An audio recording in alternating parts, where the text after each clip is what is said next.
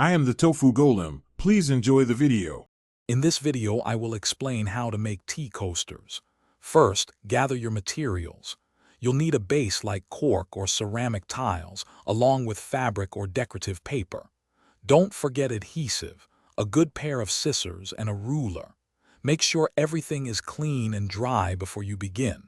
Choosing your design now will help guide your material selection. Now, let's shape your coaster. Measure and mark a 4-inch by 4-inch square on your chosen base material. Carefully cut along your marks using sharp scissors or a craft knife. If your edges are a bit rough, gently sand them down for a smooth finish. You might also want to round the corners for a more polished appearance. Time to get creative and decorate. Apply your chosen fabric or decorative paper to the coaster base using adhesive, ensuring it's smooth and bubble-free. You can also use paints or markers to create unique designs directly on the coaster. Once your decorations are dry, apply a protective sealant to make your coaster durable and water-resistant. Remember to allow ample drying time.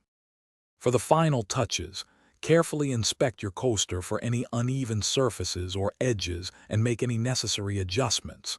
Confirm that the protective sealant is completely dry and cured, which might take a few hours.